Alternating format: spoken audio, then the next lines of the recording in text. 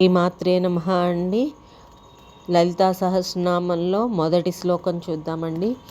శ్రీమాతా శ్రీ మహారాజ్ఞి శ్రీమత్సింహాసనేశ్వరీ చిదగ్నికుండ సంభూత దేవకార్య సముద్యత. ఈ శ్లోకంలో 5 నామాలు ఉన్నాయి. అవి ఏంటంటే శ్రీమాత, శ్రీ మహారాజ్ఞి, శ్రీమత్సింహాసనేశ్వరి, చిదగ్నికుండ సంభూత, దేవకార్య సముద్యత. ఈ 5 నామాలకి ఒక్కొక్క నామానికి అర్థం తెలుసుకోవటానికి ప్రయత్నిద్దాం. లలితా సహస్రనామం మొదటి పద్యంలో 5 నామాలు ఉన్నాయండి. ఏమిటంటే శ్రీమాత, శ్రీ మహారాజ్ఞి, శ్రీమత్సింహాసనేశ్వరి, చిదగ్నికుండ సంభూత, దేవకార్య సముద్యత. వీటి అర్థాలు తెలుసుకోవటానికి ప్రయత్నిద్దాం.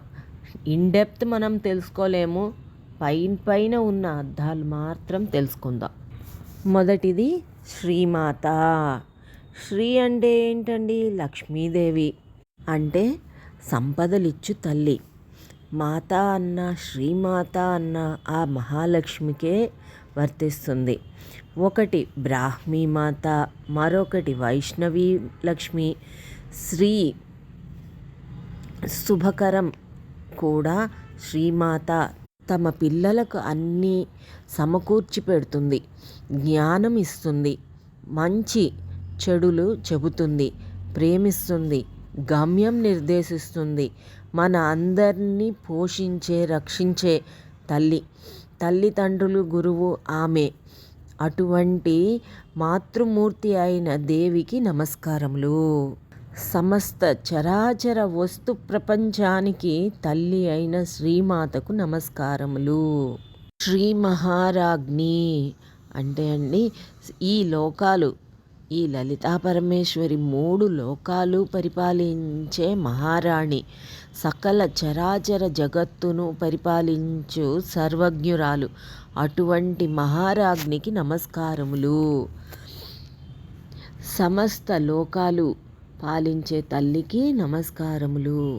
శ్రీమత్ సింహాసనేశ్వరి, పరమేశ్వరి సింహవాహనము చేసుకొని సర్వ జగత్తును పరిపాలించుచున్నది. రక్షణ, శిక్షణ చేయగలదు. ధీశాలి. ఆమె సర్వశక్తిమంతురాలు. అటువంటి దేవికి నమస్కారములు. సింహవాహనంపై కూర్చున్న తల్లికి నమస్కారములు. చిదగ్నికుండ సంభూత. పరమేశ్వరి చైతన్యమును అగ్నికుండము నుండి ఉద్భవించినది. చైతన్య జ్యోతి నుండి పుట్టినది కాన ఆమె పుట్టుకతోనే జ్యోతిర్మయి. ఆమె జ్ఞాన జ్యోతి. ఆమె వెలుగును ప్రపంచానికి అందిస్తుంది.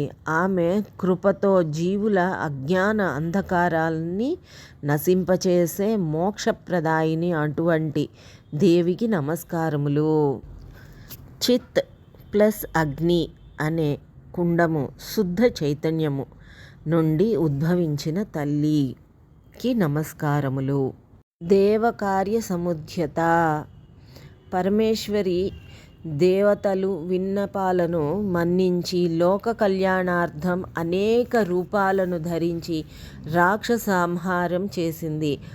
అనితర సాధ్యమైన వాటిని సాధించే శక్తిగల జగన్మాతకు నమస్కారములు. దేవతల కార్యములకై అంటే ధర్మ సంస్థాపనార్థం మరల జన్మించే తల్లికి నమస్కారములు. 2వ శ్లోకం వచ్చే భాగంలో చూద్దాం. నమస్కారం.